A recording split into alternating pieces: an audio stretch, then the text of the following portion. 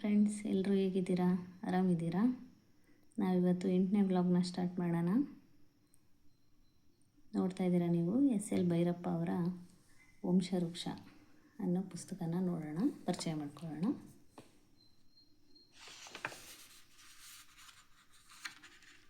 ವಂಶವೃಕ್ಷ ಅನ್ನೋ ಈ ಕಾದಂಬರಿ ತುಂಬ ವಿಶೇಷವಾಗಿದೆ ಅಂತಲೇ ಹೇಳ್ಬೋದು. ನೋಡ್ತಾ ಇದ್ದೀರಾ ಇಲ್ಲಿ ಬದುಕಿನ ಸೂಕ್ಷ್ಮ ಸಂಕೀರ್ಣ ನೆಲೆಗಳ ಆಳಕ್ಕಿಳಿದು ಪ್ರಖರವಾದ ವೈಚಾರಿಕ, ತಾತ್ವಿಕ, ಮಾನವೀಯ ಅಂಶಗಳನ್ನು ಸಂವೇದನಾಶೀಲತೆಯಿಂದ ಶೋಧಿಸುವ ಕಾದಂಬರಿ ವಂಶವೃಕ್ಷ. ಹಿಂದಿ, ಮರಾಠಿ, ಗುಜರಾತಿ, ತೆಲುಗು, ಉರ್ದು, ಇಂಗ್ಲೀಷ್ ಮೊದಲಾಗಿ ಹಲವು ಭಾಷೆಗಳಿಗೆ ಅನುವಾದಿತವಾಗಿ ಭಾರತದ ಶ್ರೇಷ್ಠ ಕಾದಂಬರಿಗಳಲ್ಲೊಂದು ಎಂಬ ಮನ್ನಣೆಯನ್ನು ಗಳಿಸಿಕೊಂಡಿದೆ. ನೋಡಿದ್ರಲ್ಲ, ಇದು ಒಂದು ವಿಶೇಷವಾದ ಕಾದಂಬರಿ ಭಾರತದಲ್ಲೇನೆ ಅಂತ ಹೇಳಿದ್ದಾರೆ. ಬೇರೆ ಭಾಷೆಗಳಿಗೆ ಕೂಡ ಅನುವಾದ ಮಾಡಿ ಬರೆದಿದ್ದಾರೆ. ಬದುಕಿನ ಬೇರುಗಳನ್ನು ಶೋಧಿಸುವ ಈ ಸಾಹಿತ್ಯ ಕೃತಿಯನ್ನು ಓದುವುದೇ ಒಂದು ವಿಶಿಷ್ಟ ಅನುಭವ.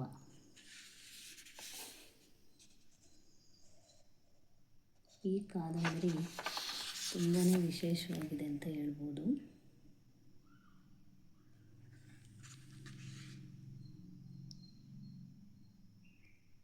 ಐವತ್ತನೇ ಮುದ್ರಣ, ಎಸ್.ಎಲ್. ಭೈರಪ್ಪ ಅವರ ವಂಶವೃಕ್ಷ ಕಾದಂಬರಿ. ಇಲ್ಲಿ ನೋಡಿ, ಮೊದಲನೆಯ ಮುದ್ರಣದ ಲೇಖಕೀಯ ಅಂತ ಹೇಳಿ ಎಸ್.ಎಲ್. ಭೈರಪ್ಪ ಅವರು ಬರೆದಿದ್ದಾರೆ. ಅವರು ಈ ಕಾದಂಬರಿನ ಯಾಕೆ ಬರೆದ್ರು, ಏನು ಎತ್ತ ಅಂತ ಎಲ್ಲ ಇಲ್ಲಿ ವಿಚಾರ ಇದೆ. ಬರೆಯೋದಕ್ಕೂ ಮುಂಚೆ ಅವ್ರ ಮನಸ್ಸಲ್ಲಿ ಏನೆಲ್ಲ ಇತ್ತು, ಯಾರೆಲ್ಲ ಅವ್ರಿಗೆ ಹೆಲ್ಪ್ ಮಾಡಿದ್ದಾರೆ ಅನ್ನೋದ್ರ ಬಗ್ಗೆ ಬರೆದಿದ್ದಾರೆ. ನೆಕ್ಸ್ಟ್ ನೋಡ್ಬೋದು, ಎರಡನೆಯ ಮುದ್ರಣಕ್ಕೆ ಮುನ್ನುಡಿ. ಯಾವಾಗ ಎರಡನೇ ಮುದ್ರಣ ಆಯಿತು ಈ ಪುಸ್ತಕ ಕಾದಂಬರಿ, ಆವಾಗ ಯಾವ್ಯಾವ ಥರ ಸಿಚುವೇಶನ್ ಇತ್ತು ಅನ್ನೋದನ್ನು ಎಸ್.ಎಲ್. ಭೈರಪ್ಪ ಅವರು ಇಲ್ಲಿ ಬರಿತಾ ಹೋಗಿದ್ದಾರೆ.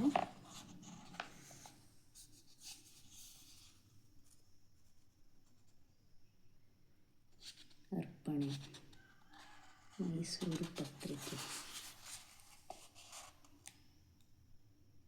ನೋಡಿ,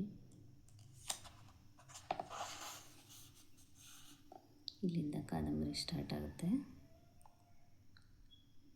ಕಪಿಲಾ ನದಿಯಲ್ಲಿ 1924 ದೊಡ್ಡ ಪ್ರವಾಹ ಬಂದಿದ್ದಾಗಲೂ ಶ್ರೀನಿವಾಸ ಸ್ತೋತ್ರಿಯರ ಮನೆ ಅರಮನೆ ಬೀದಿಯಲ್ಲೇ ಇತ್ತು.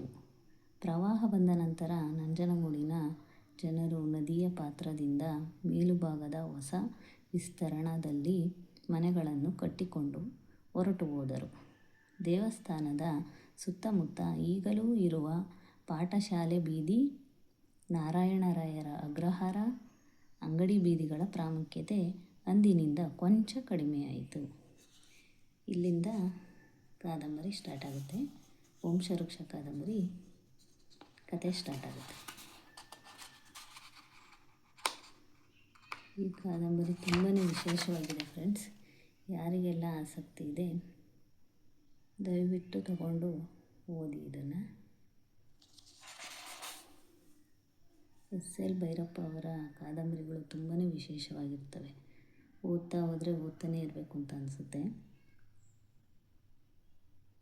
ನಾನು ಯಾವಾಗಲೂ ಹೇಳೋ ಥರ ಒಂದೇ ಮಾತು ಯಾವಾಗಲೂ ಹೇಳ್ತೀನಿ, ಈ ಪುಸ್ತಕಗಳನ್ನೆಲ್ಲ ಓದೋದ್ರಿಂದ ನಮ್ಮ ಜ್ಞಾನವನ್ನು ಹೆಚ್ಚಿಸ್ಕೋಬೋದು.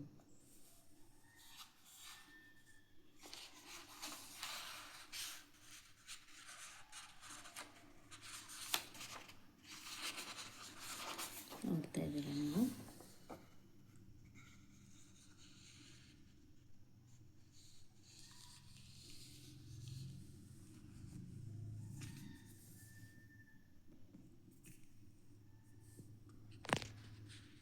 ಓಕೆ ಫ್ರೆಂಡ್ಸ್, ಯಾರೆಲ್ಲ ನನ್ನ ಚಾನಲಲ್ಲಿ ಬುಕ್ ಚಾನಲಲ್ಲಿ ನೋಡಿ ಸಬ್ಸ್ಕ್ರೈಬ್ ಆಗಿ ಸಪೋರ್ಟ್ ಮಾಡ್ತಾಯಿದ್ದೀರಾ. ಹೀಗೆ ನನಗೆ ಸಪೋರ್ಟ್ ಮಾಡಿ. ಮತ್ತೊಮ್ಮೆ ಎಲ್ರಿಗೂ ಥ್ಯಾಂಕ್ಸ್ ಫ್ರೆಂಡ್ಸ್. ಬಾಯ್.